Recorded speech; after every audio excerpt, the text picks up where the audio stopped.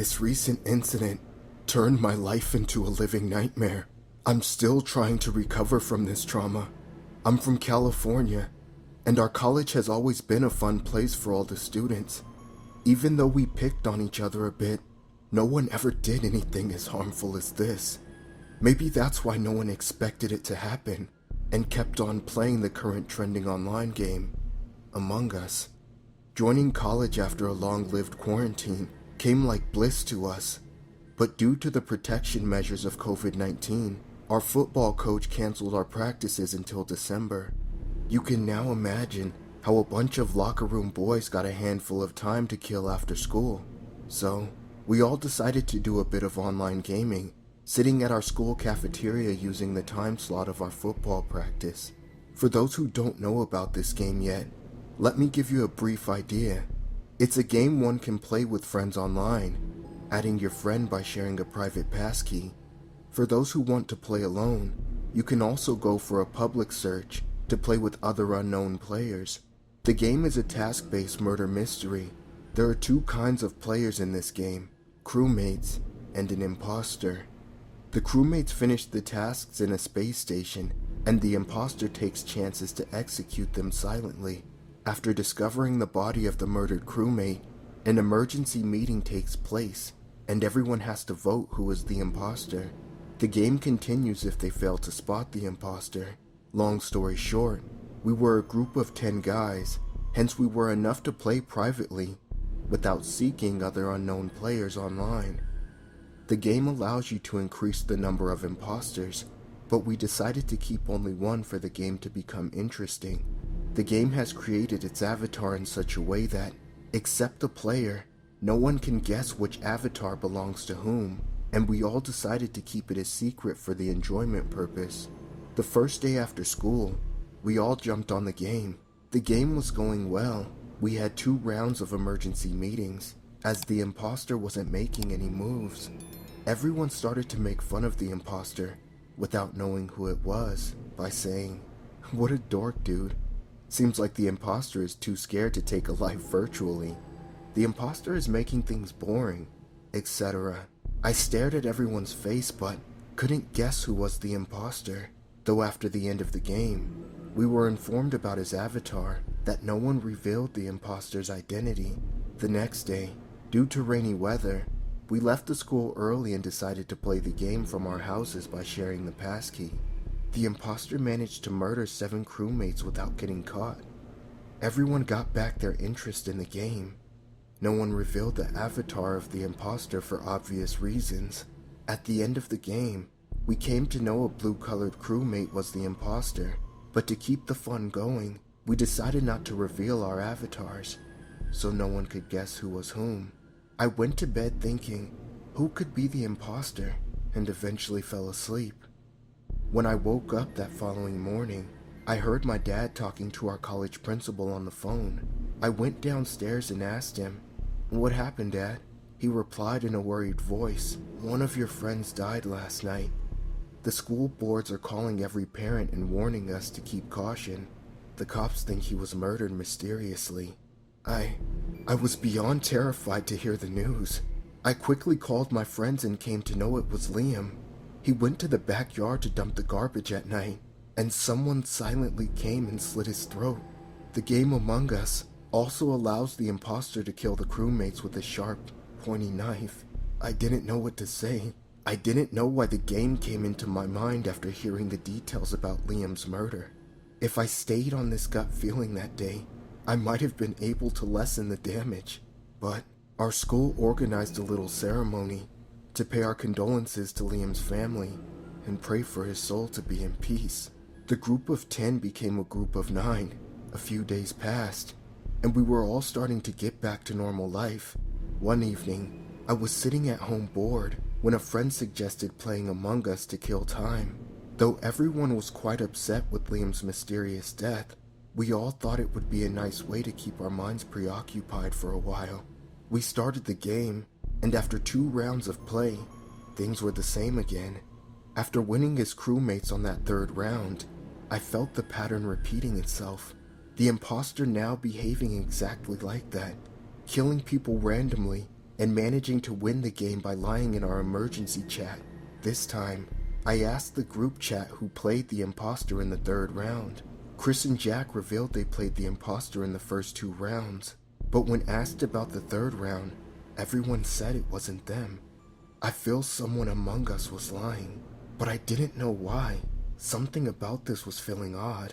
I told my friends I didn't want to play anymore and left the game. After that day, the actual horror began. My friends started to die mysteriously. Chris was found dead in our school library. His throat was slit too. Blood gushed out from his neck and stained the floor red. It was a vicious sight when his body was discovered. Then it was Sam. He went for a swim in our school swimming pool. A couple of cheerleaders found him floating in a pool of his own blood. Cause of death: someone slit his throat. After 3 horrible deaths of our friends, we all shook in fear. We stopped going out after school or roaming around the streets. One day, Jack frantically came to see me. He seemed really nervous and panicked. I asked him, "What is it?" He said in a broken voice, "I think someone from our group is the imposter." I couldn't understand it at first, so I asked him, "What do you mean?" He said, "Don't you get it? Someone is playing the role of a real imposter among us. It's one of us who is not playing this game in real life, but also enjoying it." A chilling sensation went down my spine.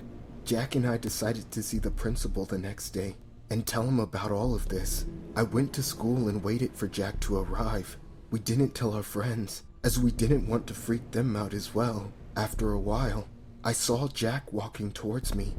I waved at him. He came to see me and said, "I called our principal. He said he will see us within an hour.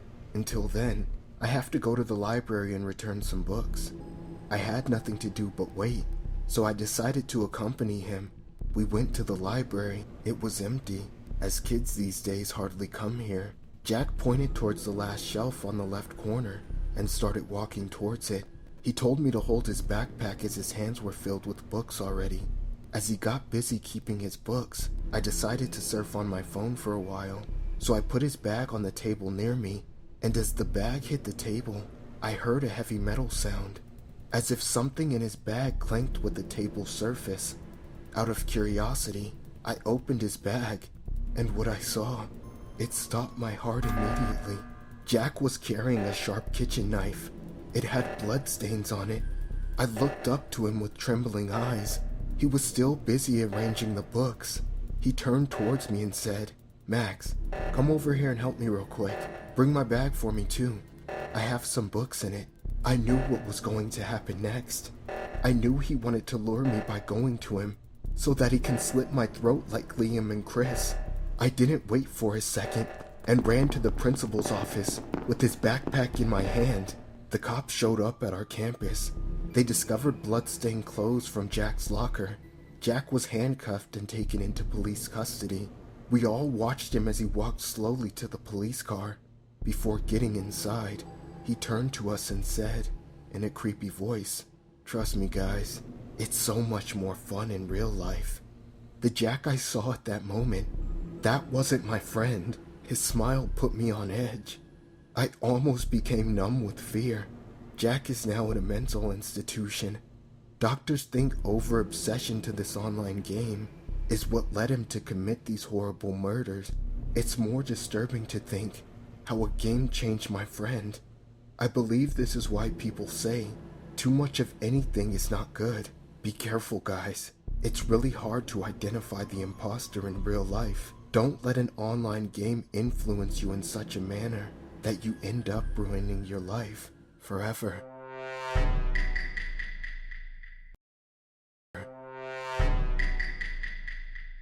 My husband is a store manager. We live in a suburb of North California. My son Jimmy is a highly active child. He is always up to something. When he was little, I used to give him cookies or snacks just to keep him busy, but now he's 9 years old and always running around the house. A month back, he came home and asked his dad to buy him an Android phone. He said he wants it to play a game called Among Us. My husband denied to buy him one, as for a 9-year-old having an Android phone, that's not at all a necessity. I also agreed with him. Jimmy got angry at us and went to bed without eating. I felt a bit upset, but my husband said it's for his own good. Giving an Android phone to a kid is like snatching their childhood innocence. The next day, I went to pick up my son after school, and his teacher told me that he was caught with an Android phone during his math class. I was completely surprised as we didn't give him any mobile phone. I sat down with Jimmy and politely asked him where he got the phone. He shook his head and didn't reply for some time. Jimmy has always been a good kid. He never lies to me. I caressed his cheek and asked him again. He told me it was Alex's phone.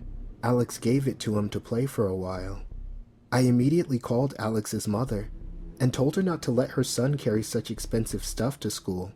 She was surprised to hear this and said she'd keep an eye on Alex, just to make sure he doesn't bring that kind of stuff to school again. I gave Jimmy a bowl of ice cream and told him that if he promises to behave and finish his homework on time, I'll let him play the games on my phone after he gets home from school. Jimmy hugged me in joy and promised to obey. I didn't tell my husband about this incident, as I decided to take care of it on my own. I figured it wouldn't harm anyone if I let my 9-year-old play a video game for a while. Things got much easier for me, as Jimmy enjoyed playing a video game, and I could concentrate on my work peacefully. Kids these days are much sharper than I was in my time. I used to notice his face light up while he played on the phone, but I didn't know my indulgence would cost me and Jimmy for life. It was a Sunday afternoon. I fell asleep on the porch while watching TV. I didn't realize when Jimmy took my phone and kept playing his favorite game, Among Us, sitting there on the kitchen floor. My husband was away on a fishing trip, so it was just me and my son around the house.